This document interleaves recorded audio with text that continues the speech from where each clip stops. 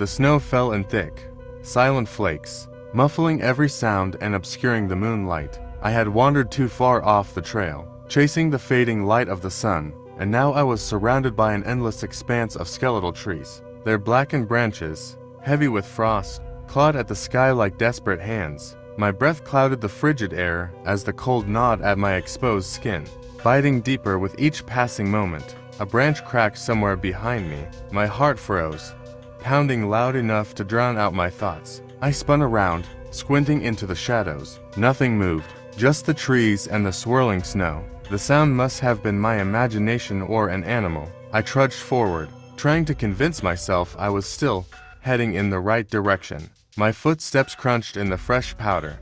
But after an hour, or was it minutes, the trees began to look the same. My panic grew as I realized I might have been walking in circles. Then I saw it, a faint, flickering light in the distance, glowing through the haze of snow. Relief surged through me, warming my frozen limbs. Someone else was out here, a cabin.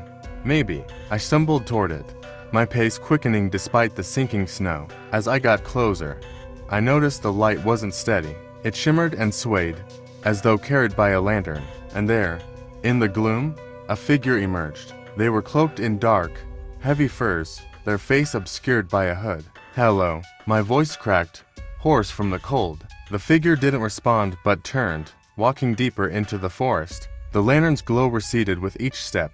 "Wait," I called out, desperate to follow. My boots slipped on the icy ground, but I pushed on, drawn to the promise of safety. The figure seemed impossibly fast, moving as if untouched by the snow. Yet I never saw them take more than a slow, deliberate step.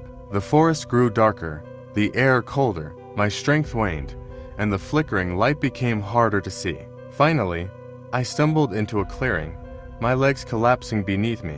The figure was gone. I looked around, my breath shallow. The clearing was empty, save for the ruins of a small stone cabin, its walls crumbling under the weight of time. The lantern light now glowed from within, summoning the last of my strength.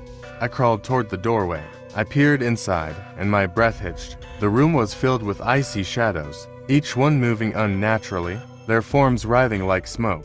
At the center, the lantern hung suspended, glowing unervingly bright. A voice low and guttural whispered my name from the shadows. I staggered back, my heart racing. As I turned to run, the forest seemed to close in, the trees twisting and reaching. The last thing I saw before the light went out was the shadow of the figure behind me.